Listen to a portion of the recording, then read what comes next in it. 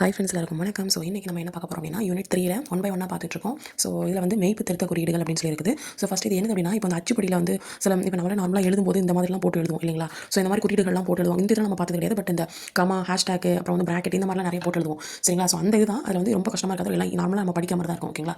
So என்ன பண்ணாங்க அப்படின்னா இப்போ வந்து அச்சுப்படி இருக்காங்களா. ஸோ அச்சுப்படி இருக்குல்ல. ஸோ அச்சுப்படி வந்து திருத்துறதுக்கு சில நிறுத்தல் குறியீடுகள் வந்து போடுவாங்க ஓகேங்களா. அது வந்து 5 டைப்ஸாக பிரிக்கிறாங்க. ஒன்று வந்து என்ன பொதுவானவை அப்படிங்கிறாங்க, அதாவது ஜென்ரல். இன்னொன்று வந்து என்ன நிறுத்து குறியீடுகள் தொடர்பானவை, அதாவது பஞ்சுவேஷன் சொல்லுவாங்கல்ல.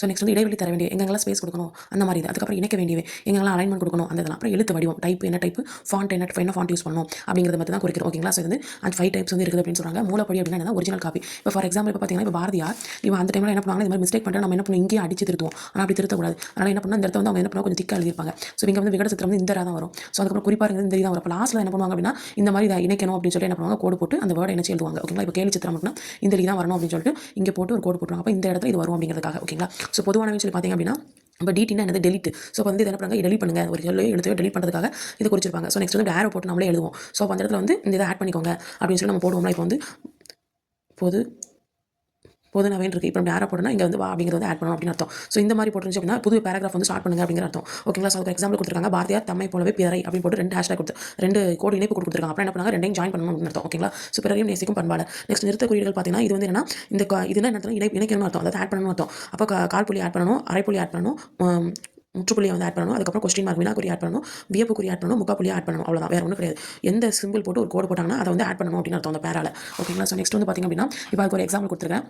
ஸோ நெக்ஸ்ட் வந்து இடைவெளி தர வேண்டியவை. இடைவெளி தர வேண்டிய இப்போ பிராக்கெட் மேலேயும் கீழே இருக்கா இந்த இடத்துல வந்து என்னன்னா பிராங்க வந்து உங்களுக்கு வந்து கேப் வந்து நீ கொடுக்கணும் அப்படின்னு சொல்கிறாங்க ஓகேங்களா. ஸோ கேப் வந்து கொடுக்கக்கூடாது அப்படிங்கிறாங்க. 2 ஜாயின் பண்ணி எழுதுங்க இணைச்சிக்கோங்க அப்படின்னு சொல்கிறாங்க. இந்த மாதிரி ஹேஷ்டாக் மாதிரி கொடுத்துருக்காங்க அப்படின்னா அந்த இடத்துல வந்து உங்களுக்கு வந்து கேப் வந்து தேவை அப்படின்னு அர்த்தம் ஓகேங்களா. ஸோ கொஞ்சம் பிரிச்சு எழுதுங்க அப்படின்னு அர்த்தம். அதுக்கு ஒரு எக்ஸாம்பிள் கொடுத்துருக்காங்க. ஸோ இணைக்க வேண்டியவை சொல்லி பார்த்தீங்க அப்படின்னா இப்போ வந்து இப்படி பார்க்க கொடுத்துருந்தாங்க அப்படின்னா இடப்பக்கம் வந்து தள்ளவும் அப்படின்னு சொல்லி கொடுத்துருக்காங்க ஓகேங்களா. ஸோ இந்த சீராக்கில் மூடி இருக்கு அப்படின்னா வலப்பக்கம் வந்து தள்ளி எழுதுங்க அப்படின்னு அர்த்தம். ஸோ நெக்ஸ்ட் வந்து என்ன அப்படின்னா இந்த மாதிரி கொக்கி மாதிரி போடுறாங்கன்னா பத்தியில் வந்து ஜாயின் பண்ணணும். அதுக்கப்புறம் இந்த ஒய் மாதிரி போட்டு மேலே ஒரே ஒரு கமான ஒற்றை மேற்கோள் குறி வந்து போடணும் அப்படிங்கிறாங்க. 2 ஒய் மாதிரி போட்டு 2 இது போட்டோம்னா ரெட்டை மேற்கோள் குறி ஓகேங்களா. ஸோ எழுத்து வடிவம் சொல்லி பார்த்தீங்கன்னா இப்போ அன்போல்டு அப்படின்னா நம்ம நார்மலாக எழுதுறோம்ல அந்த எழுத்து போல்டு அப்படின்னா திக்காக போல்டாக எழுதுவோம் அப்படின்னு சொல்லணும்னா டிஆர்எஸ் அப்படின்னா இந்த இடத்த வந்து அப்படி ட்ரான்ஸ்ஃபர் பண்ணுறது இங்கே அங்கே ட்ரான்ஸ்ஃபர் பண்ணுறது எழுத்து இங்கே அங்கே ட்ரான்ஸ்ஃபர் பண்ணுறது. ஐசி அப்படின்னா எழுத்தை வந்து என்ன பண்ணணும் சின்னதாக எழுதுறது ஓகேங்களா.